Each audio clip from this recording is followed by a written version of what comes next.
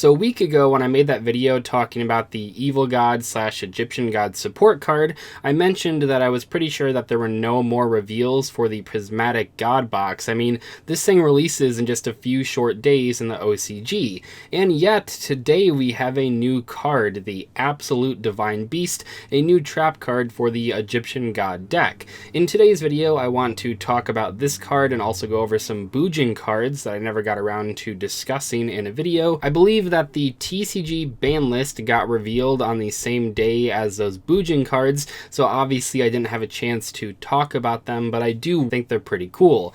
Anyway, this is the Absolute Divine Beast, a continuous trap card that says you can use each effect among the 1 and 2 effects with this card's name only once per turn, so you can use both of them in the same turn, but they are hard once per turns. Anyway, the first effect is when an opponent's monster declares an attack, you can discard 1 spell or trap, then target 1 Divine Beast monster in your graveyard, special summon it in defense position, then change the attack target to it. The second effect here is during the end phase, if you control a Divine Beast monster, maybe even the one that you special summoned, you can destroy all face-up cards your opponent currently controls that activated any of their effects on the field this turn. That is pretty impressive. The attack blocking effect is interesting. Now, if you remember on the Ra support cards, they all say when they special summon the Winged Dragon of Ra that they special summon it while ignoring the summoning conditions, and that's because Ra can't be special summoned, which means that because this card says nothing about ignoring the summoning conditions, you cannot use it to bring back the Winged Dragon of Ra.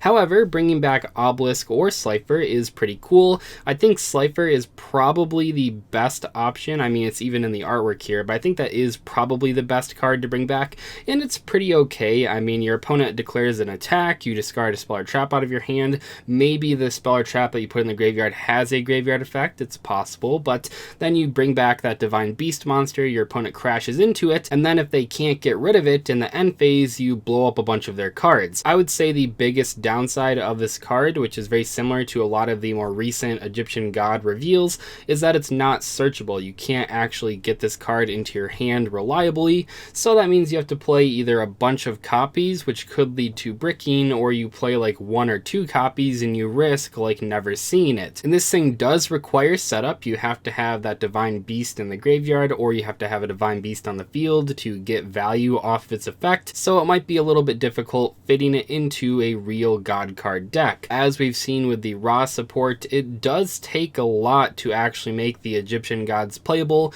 The Ra support was pretty exciting. There were some really good cards, but the Ra deck isn't really even around as like a rogue deck in competition. Every time I see new god card support, I ask myself, will this be enough to make these cards viable? And I'm not sure if the Absolute Divine Beast is enough to truly make a difference. This card is pretty cool though, and I think people will experiment with it. I think right now Slifer is looking like the best god card to play with all of this new support.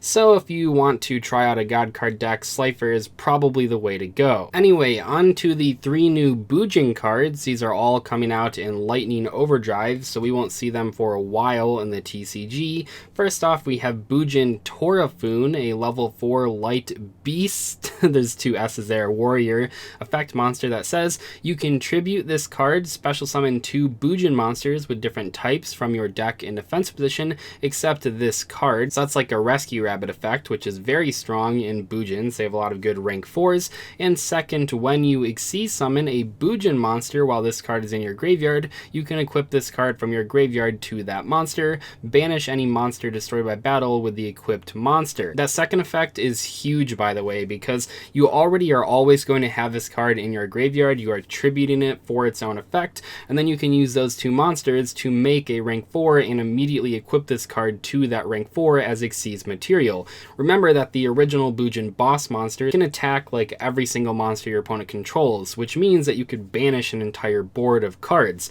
Bujins have been a competitive deck in the past, and this card is like really good. I mean, by special summoning those Bujin monsters and then making a rank 4 monster, you get to search another Bujin monster, and then also one of the Bujins that you special summoned from your deck likely has a graveyard effect that could maybe pop a card or protect your monster. The next card card is Bujin with Pegasus as the artwork here. If you remember, a lot of the Bujin monsters are based off of characters in the Yu-Gi-Oh anime, which is kind of cool. You guys can probably read about that. I'm not going to go through all of them, but anyway, this is a new level 4 light beast warrior. You can send one other Bujin card from your hand to the graveyard to special summon this card from your hand.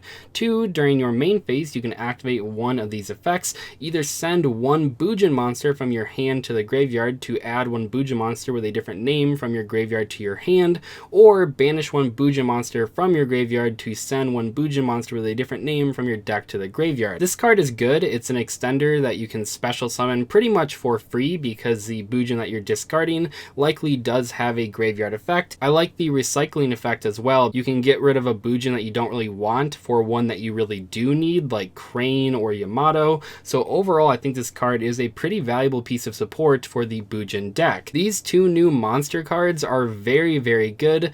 Bujins have been outdated for a while now, so they did need like a really big push if Konami wanted them to see play again, and this is a really great start. Finally, they got a new continuous spell card that says, Beast Warrior Bujin monsters you control cannot be destroyed by your opponent's card effects except during the battle phase, which is really, really good protection. It means that sending Hare to the graveyard might not be as important. You could send like Turtle instead, and once per turn you can send one Bujin monster from your hand or face-up field to the graveyard, then target one face-up card your opponent controls, negate its effects until the end of this turn. That is a good effect. You can force negations, or if your opponent has no way to stop it, you just blank a monster that turn. The third effect here, the final effect, says during your end phase you can send this face-up card from your spell and trap zone to the graveyard, then target one Bujin monster in your graveyard, special summon it.